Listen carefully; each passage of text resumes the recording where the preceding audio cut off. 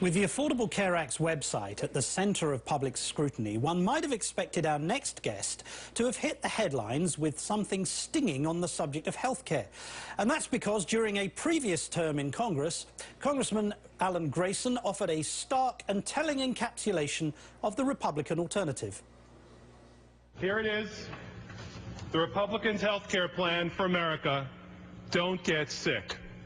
That's right, don't get sick. If you have insurance, don't get sick. If you don't have insurance, don't get sick. If you're sick, don't get sick. However, this week, Congressman Grayson has captured the attention with a fundraising email that has nothing to do with the Affordable Care Act and has proven a little inflammatory. Mr. Grayson used the indelible image of Klansmen burning a cross to form the letter T in the word Tea Party. The caption reads, "Now you know what the T stands for." When the email was revealed, Mr. Grayson issued the very opposite in an apology, saying in response that if the hood fits, wear it. As you can imagine, this has provoked a great deal of consternation among his Conservative critics, but it's also upset some of his Democratic colleagues. I've learned a couple things in my life in Congress. One is you never talk about the Ku Klux Klan, you never talk about Nazis or Hitler, and you never talk about slavery. So I think that was a mistake on Alan's part, and he ought to apologize for that. Joining us now is Congressman Alan Grayson of Florida. Welcome, sir. We have some sympathy for your analysis, given that over the last 5 years we've witnessed plenty of instances of racial hatred toward the president, whether it's the revolting Rush Limbaugh, the imbecile Sarah Palin, or Tea Party supporters spewing their hate at various rallies.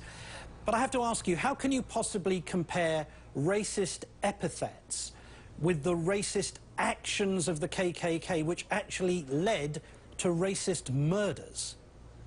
Well, today, Martin, the home of discrimination and bigotry in our country and our political system is the Tea Party, in the same way that the home of bigotry and discrimination generations ago was the Ku Klux Klan. I'm pleased that we haven't gone so far as to see those murders, but the analogy holds to that degree. In fact, we saw it on your show last week when Larry Klayman exhibited gross racism. We saw it last week when a Confederate flag was waved in front of the White House by Tea Party fanatics. Sure. No, I accept what you're saying, sir. But I have to ask you, on the night of June the 21st, 1964, Michael Schwerner, James Chaney and Andrew Goodman were lynched by the KKK near Philadelphia, Mississippi. How many young black and white civil rights workers has the Tea Party lynched? Martin, I have given a reproduction of the painting of that incident to our local African American History Museum. I am well aware of what you're describing. Sometimes analogies are imperfect, but the fact remains that so 3 let years... me finish, Martin. Do you accept please. that that may have been an inappropriate analogy? No, and I'll tell you why. Because the modern-day torchbearers for the civil rights movement, the NAACP, 3 years ago, implored the Tea Party to remove the racists from their midst, and they failed to do so.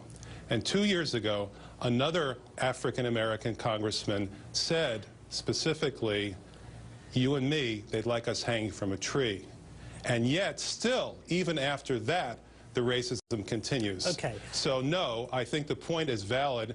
And in fact, what needs to be done is for the Tea Party to expunge the racists from their midst. Now, the GOP civil war is due in large part because it cannot prevent and often will not condemn some of its most hateful members from making the most, incendiary and discriminatory comments. Don't you yourself thereby debase your own party by arguing on their level? Martin, do you think that racism is the same as calling out racism? Do you think that my effort to end racism in America is somehow analogous to racism itself? No, that's ridiculous. No, what I'm saying to you, sir, though, is that you've heard your colleague John Yarmouth say that he felt that that wasn't the best analogy, that using that kind of example is inappropriate. And doesn't it actually denude the very evil of the KKK, who did perpetrate such horrific murders upon people? I mean, let's be honest, the Tea Party has not done that.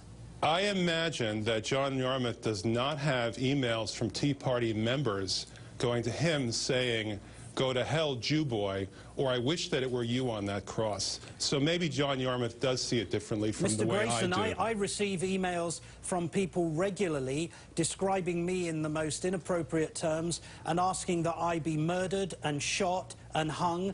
I accept that that happens. The point I'm simply making to you is that, is it appropriate to use such heinous crimes and to analogize them when describing the Tea Party, when you and I know members of the Tea Party have not perpetrated murders or lynchings? And the point I'm making to you, Martin, is that if you don't speak out against it, then in effect you're collaborating with it. And in fact, if you give someone like me a hard time for speaking out against it, then maybe you're collaborating with it.